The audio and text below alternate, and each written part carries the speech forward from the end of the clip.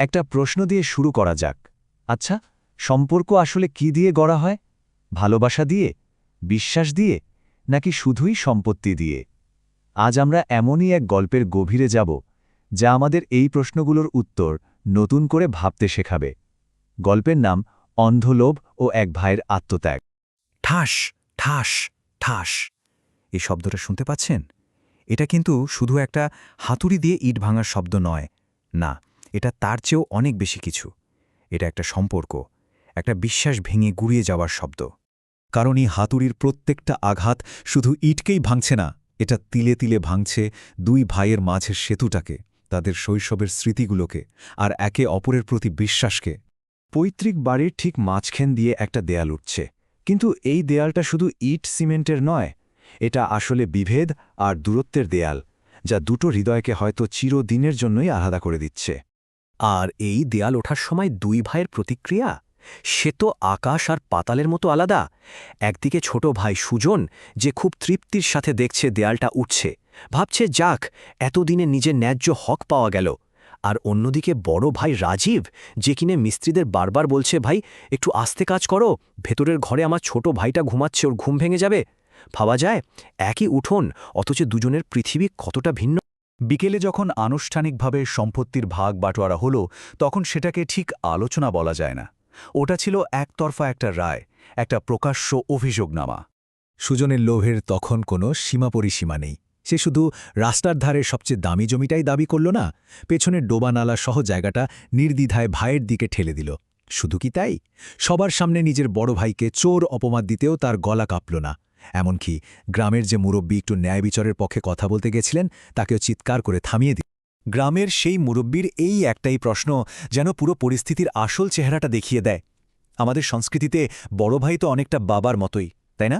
আর সেই বড় ভাইয়ের প্রতি সুজনের এই আচরণ ছিল চরম অসম্মানের। আর এই সব কিছুর জবাবে রাজীব কি বলল? কোনো প্রতিবাদ না, কোনো অভিযোগ না, শুধু একরাশ কষ্ট চেপে রেখে শান্ত গলায় বলল, ও ছোট তো, ওই ভালোটা নেক, আমার বেশি কিছু লাগে না। এই শান্ত কথাগুলোর আড়ালে যে কি পরিমাণ কষ্ট আর আত্মত্যাগ লুকিয়েছিল তা হয়তো কেউ বুঝতে পারেন। আর ঠিক এখানেই গল্পটা একটা রহস্যময় মোড় নেয়। সুজন যখন জমির দলিলটা একটা ট্রফির মতো আঁকড়ে ধরে আছে, তখন রাজীব তার হাতে একটা পুরনো ধুলোমাখা ফাইল ধরিয়ে দিয়ে বলল, এটা রাখ, এটা যে কোনো দলিলের চেয়েও অনেক বেশি দামি। কি অদ্ভুত, তাই না? সেই রাতেই প্রকৃতিও যেন ক্ষেপে উঠেছিল। বাইরে যেমন তুমুল ঝড় বইছে, ঠিক তেমনই একটা ঝড় তখন সুজনের মনের ভেতরও দানা বাঁধতে শুরু করেছে। কিন্তু প্রশ্নটা হলো, কি এমন থাকতে পারে একটা পুরনো ফাইলে যা এক খণ্ড জমির চেয়েও মূল্যবান? নিছক কৌতূহল আর হয়তো একটু তাচ্ছিল্য, এসবের বসেই সুজন মাঝরাতে ফাইলটা খুলল। আর তারপর যা বেরিয়ে এলো তা আক্ষরিক অর্থেই তার পায়ের তলার মাটি সরিয়ে দিল। ফাইলের একটার পর একটা পাতা যেন সুজনের গালে এক একটা অদৃশ্য চরের মতো এসে লাগছিল।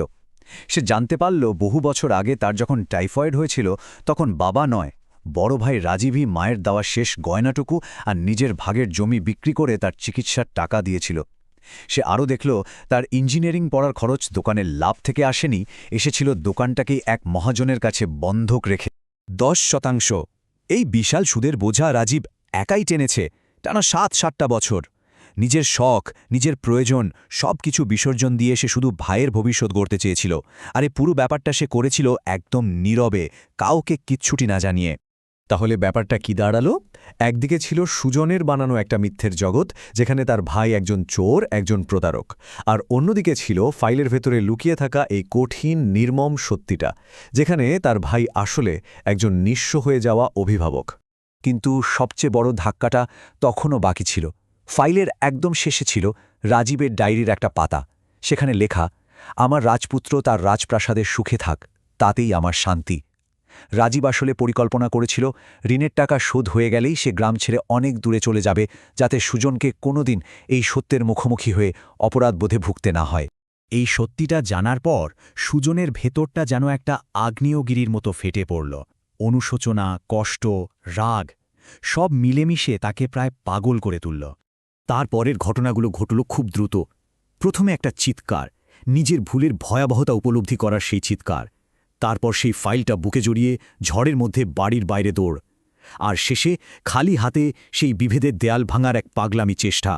ভাবুন একবার দৃশ্যটা, মুষলধারে বৃষ্টি পড়ছে, আর সেই বৃষ্টির জলের সাথে মিশে যাচ্ছে ইটের খোঁচায় কেটে যাওয়া তার হাত থেকে গড়িয়ে পড়া রক্ত।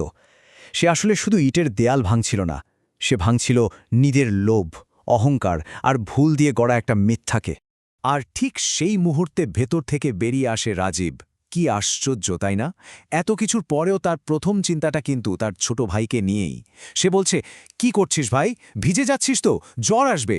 এই একটা কথাই যেন রাজীবের ভালোবাসার গভীরতা মাপার জন্য যথেষ্ট। এরপর যা হল তা ক্ষমা আর পুনর্মিলনের এক অসাধারণ মুহূর্ত। এক ভয়ঙ্কর ভুলের পর আসে এক গভীর উপলব্ধির পালা। সুজন আর নিজেকে ধরে রাখতে পারল না। সেই কাদা জলের মধ্যেই সে লুটিয়ে পড়ল বড় ভাইয়ের পায়ে। শিশুর মতো হাওমাও করে কাঁদতে কাঁদতে সে শুধু নিজের ভুলের জন্য শাস্তি চাইছিল, কারণ সে বুঝতে পেরেছিল যা সে হারিয়েছে তা কোনো জমি বা টাকা দিয়ে আর ফেরত পাওয়া সম্ভব নয়। রাজীব যখন তাকে মাটি থেকে টেনে তুলে বুকে জড়িয়ে নিল, তখন বাইরের সেই ভাঙা ইটের দেওয়ালটার আর কোনো মানেই রইল না। কারণ তাদের মনের ভেতরের যে দেওয়ালটা ছিল, অবিশ্বাস আর দূরত্বের দেওয়াল, সেটা ততক্ষণে পুরোপুরি ধূলিস্যাৎ হয়ে গেছে। এই গল্পটা আমাদের শেখায় যে প্রকৃত উত্তরাধিকার আসলে কি। এটা কোনো দলিলে লেখা সম্পত্তি বা টাকা পয়সা নয়। আসল উত্তরাধিকার হল সেই সম্পর্ক, সেই সুরক্ষা, সেই নিঃস্বার্থ ভালোবাসা যা কোনো কিছু দিয়ে পরিমাপ করা যায় না। শেষ পর্যন্ত এই প্রশ্নটাই হয়তো থেকে যায়, দলিল দিয়ে তো না হয় জমি মাপা যায়, কিন্তু ভালোবাসার মাপকাঠি কি? আমরা আমাদের জীবনে কোনটাকে বেশি মূল্য দিচ্ছি, যা চোখে দেখা যায় নাকি যা কেবলই অনুভব করা যায়? এই উত্তর খোঁজার দায়িত্বটা হয়তো আমাদের প্রত্যেকের নিজের।